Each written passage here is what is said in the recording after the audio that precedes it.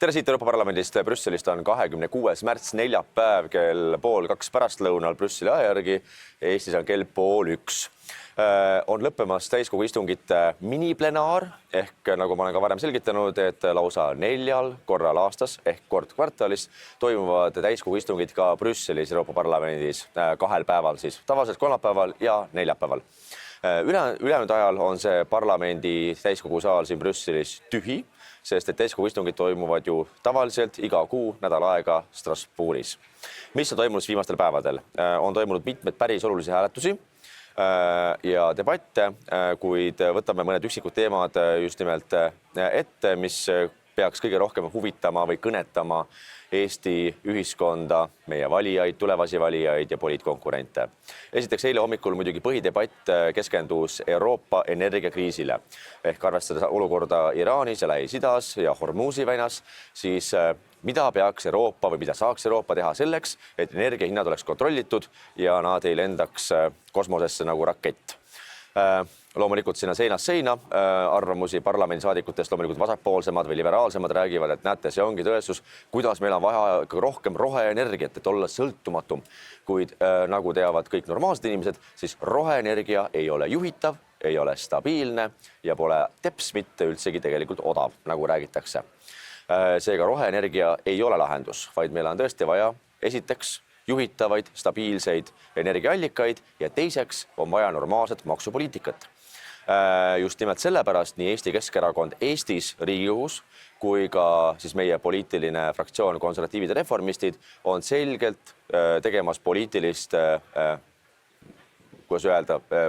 tööd või veenmist selleks, et lõpetada ETS ehk selline spekulatiivne kaubandussüsteem, kus müüakse õhku ehk CO2 kvoote.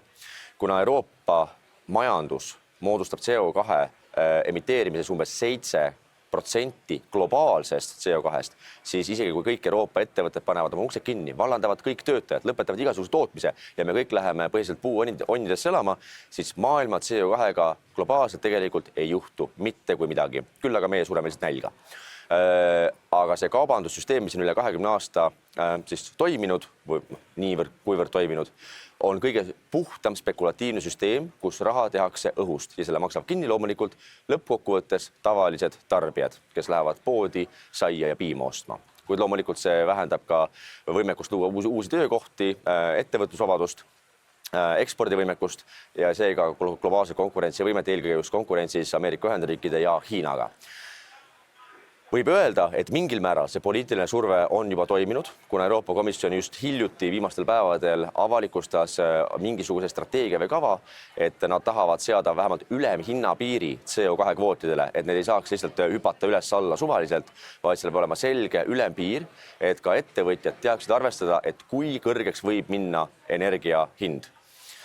Seega mingil määral nii Keskerakonna kui konservatiivide reformistide töö on juba vilja kandnud, kuid loomulikult see on ainult poolik lahendus, sest tegelikult see kauplemissüsteem ETS tuleb lõpetada. Teiseks hääletustest. Täna olid hääletused kõige olulisem vast selline läbimurre, mis näitab ka praeguse Euroopa Parlamendi koosseisu sellist tervemõistuslikkust, on see, et läbi läks siis ettepanek alustada läbirääkimisi liikmesriikidega selleks, et saata tagasi Euroopas illegaalselt viibivaid immigrante.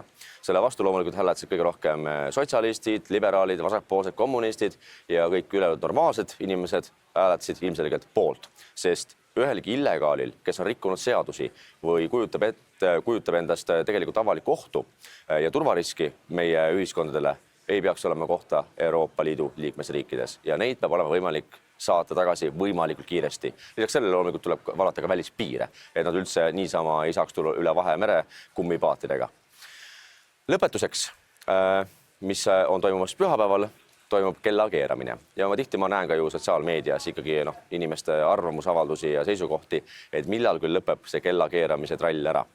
Ma tean, et on ka mingid Euroopa Parlamendi liikmed, ka sealhulgas Eestist, kes on lubanud, et kui neid valitakse Euroopa Parlamendi valimistel, siis nemad tulevad siia parlamenti ja lõpetavad selle kellakeeramise ära.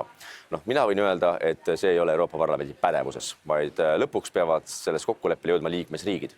Paraku liikmesriigid ei ole kokkuleppele jõudnud ja teiseks ei ole ka piisavalt liikmesriike, kes selle teema eest veaksid.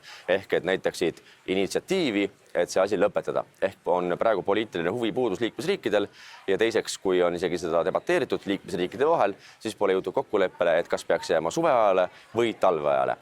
Ja kui me kujutame ette, et isegi Eestis on väga seinast seina arvamusi, ühtele meeldib valgemad hommikud, teistele meeldivad pikemad valged õhtud, siis kujutame ette, et seda peaks debateerima 440 miljonit elanikku Euroopa Liidus kokku, kes kõik on tõenäoliselt eri arvamustel ja sellepärast tegelikult liikmesriigid ei ole kokkuleppele jõudnud. Euroopa Parlament küll mõned aastad tagasi, kas 2020, võttis vastu resolutsiooni, millega toetas kellakeeramise lõpetamist, kuid need resolutsioonid ei ole mitte kuidagi siduvad ja ma arvan, et see on väga hea, et need ei ole siduvad, et Euroopa Parlament ei saa ette kirjutada liikmesriikidele, kuidas nad peaksid elama või milliseid otsuseid lõpuks langetama. Aga samas me teame, et viimaste aastate jooksul liikmesriigid pole kokkuleppele jõudnud, mis tähendab seda, et nüüd pühapäeval tuleb uuesti kella keerata ja taas tuleb kella keerata sügisel, kui me läheme talveajale. Mina soovin kõigile ilusat kevade saabumist, ilmad lähevad juba soojemaks, peagi on tulemas ka ülestõusmispühad. Järgmisel nädalal on meil parlamendis nii-öelda roheline nädal ehk parlamendis tegevust ei toimu, vaid toimuvad pigem välismissioonid, kui parlamendi liikmete delegatsioonid või komisjonid käivad töölähetustel siis kolmandas riikides. Mina ei lähe kuskil lähetusele, ma olen pigem Eestis.